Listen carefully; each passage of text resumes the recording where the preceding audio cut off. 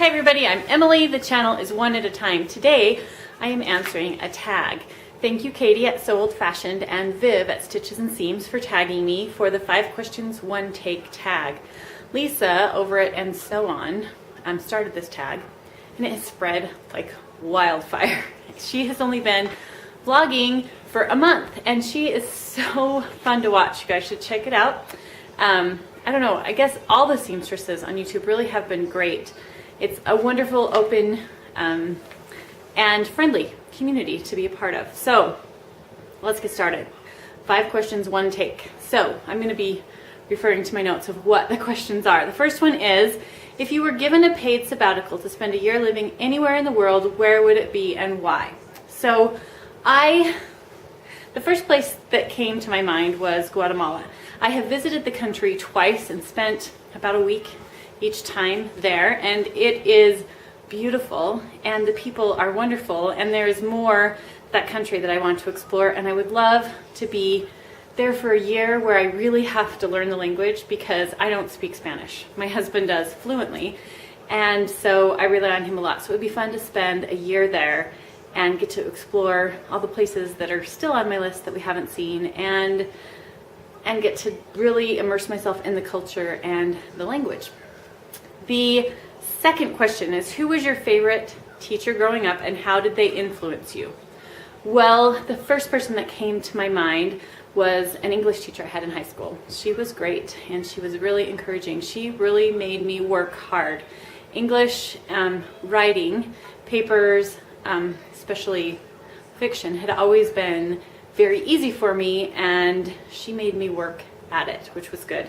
And she was very encouraging, so I appreciated that.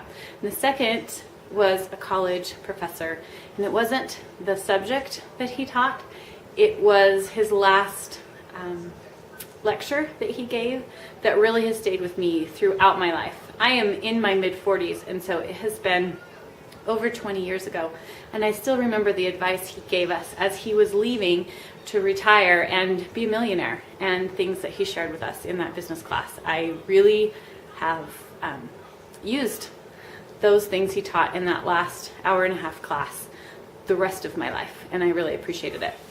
The third question, is to name 3 things besides sewing that you are good at. So is it okay to really like something you're good at? Because the first thing that came to mind was snow skiing. I have been snow skiing, I think my first time on skis I was 2 years old. So I've been snow skiing for 40 years. And I haven't gone that much, at least as a child, but as an adult, I have gone a lot. I go several times a year, 6 to 8 times a year at least.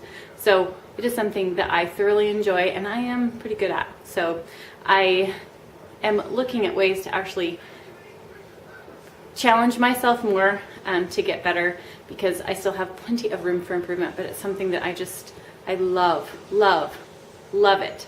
That's why I live where there's winter, is so I can snow ski. Another thing I'm good at is I'm good at baking bread. I started baking bread as a preteen and selling it, and I did okay. And I don't know whether it was because people felt bad for me because I was peddling bread door to door to earn money to go out to the movies with my friends, or, oh, I just did it, Katie. Oh, I can't, and my nose is itchy. Katie in hers talks about not itching her nose. Oh, I can't edit that out. Anyways, so baking bread is something I'm good at, and people have said that they do enjoy it and that it is good, so I'm going off of that. My family loves it. While my son was away, I made bread and sent it to him so that he could have some every once in a while. The third thing I am good at, let's see, I said bread and I said snow skiing, probably storytelling. I'm really good at storytelling, especially in my family photo albums.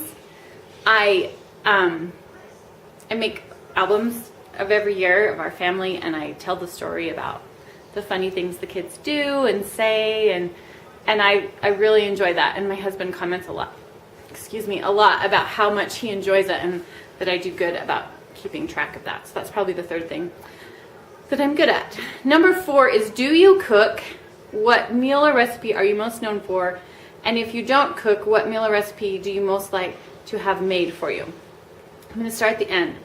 I do cook, but something I like having made for me are these, I don't even know what they're called. I haven't found out because they are something that I just gobble up, and I don't want to know how to make them because then I would really have a weight issue, but and a sugar issue. Oh my goodness. But they're Rice Krispie treats, but I think they have caramel syrup in them, and they have this chocolatey peanut butter stuff over the top. I get them at family gatherings. Someone will usually bring them, and I'll have like 3 or 4. Seriously, they're so good. I love them. But I'm not going to find out how to make them because some things are just better every once in a while. So that's how I have self-control in that area of my life, I guess. So the recipe that I'm most known for is probably my bread, and I do cook. So, and there's not really a meal or a meal type recipe that I'm like super known for. It's just kind of my bread and baking. When I was in college, I worked at a bakery, and then like I said, when I was a preteen, I made bread. So anyway, last question is a sewing question, and it's, what is your favorite pattern ever and why? And mostly my favorite pattern ever is usually the one that I latest made that I had success with and I love the way it fits.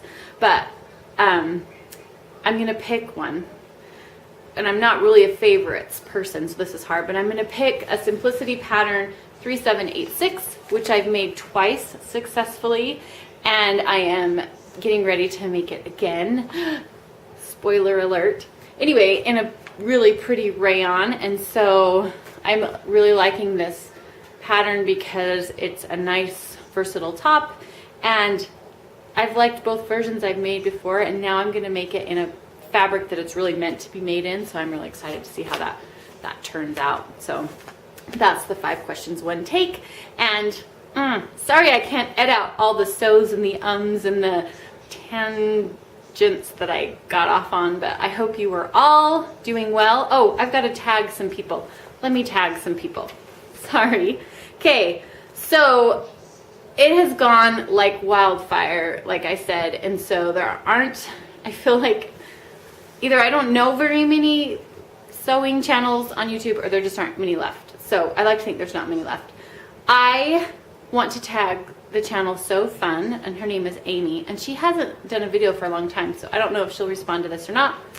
And then Cheryl at Stitchy Bee, she's really fun to watch, you guys, and she just launched a fabric online store, so go check her out. She has some wonderful makes, and she does a great job matching up the fabric to the pattern, and her hacks are good too.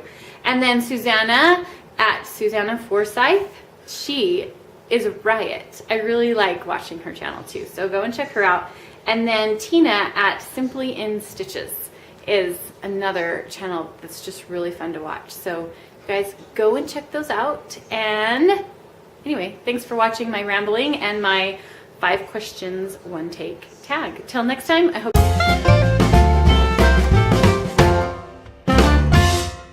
4 3 2 1.